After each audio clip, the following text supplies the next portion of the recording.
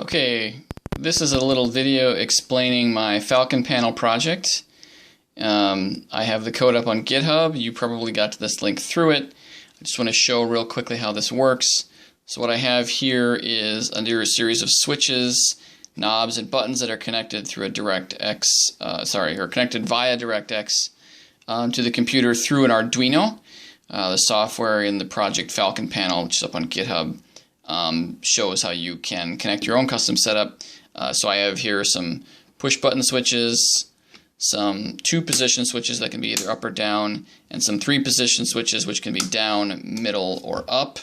So that would correspond, if you're using this for Falcon BMS, to like the master arm would be a 3-position switch. Then the fourth kind is a knob. And this particular kind of knob, I think this is one of the more interesting bits, is even though this is a simple potentiometer, it's set up so that as you pass through a threshold value, which you can configure, until you get to that value, it's going to report that the axis is, the DirectX axis that you have this map to is essentially all the way to the left, all the way to its lowest value. And then when you pass the threshold, it sends a DirectX button press corresponding to turning that particular control on. Then it will send values range from the minimum to the maximum value in the rest of the regime. And as you turn it back down, when you cross that same threshold, it will send a different DirectX button press indicating that the control has been turned off. So you don't need a special potentiometer. You can just use a regular continuous value one. And the mapping to switching on and switching off is taken care of in software.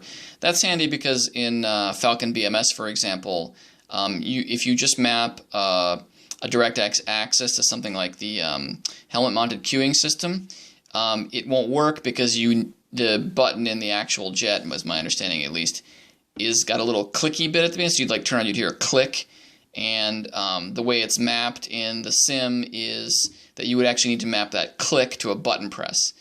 So you don't need to have a special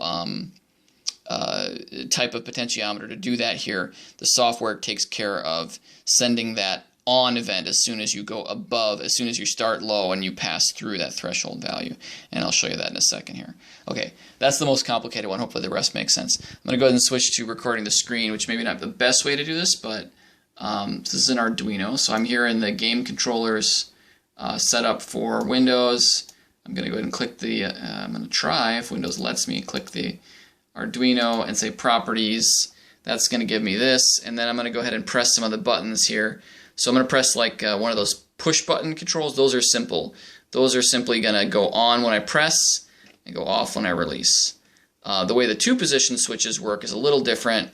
If I flip it from down to up, you'll see that it presses one DirectX button when it goes up momentarily, and then when I switch it down, it presses a different DirectX button momentarily. So I'm going to go up, on and then off, down, on and then off, and it's a different button. And that's just so that you don't have a DirectX button that's just being mashed the whole time that this switch is in one particular position. I think that's sufficient, is to just send an event, a button that corresponds to the event of switching the switch up. Okay, so the 3-position switches work really similarly, except of course there's 3. So there is up, middle, and down. Okay, and the nice thing about that is it only takes up 2 digital inputs on the Arduino, which has a limited number, and we get 3 DirectX buttons out of it. Now, we do have a limited number of DirectX buttons. There's only 32, but you know, what are you going to do? Finally, let me show you that behavior of the control knob, what I call the switching rotary. You'll see that the DirectX axis, the x-axis, is all the way over the left. Now watch carefully as I turn the knob from its minimum position towards its maximum. As it crosses the threshold, you will see both a DirectX button being pressed and the axis value begin to change. So there's that on, and then you can see the axis moves.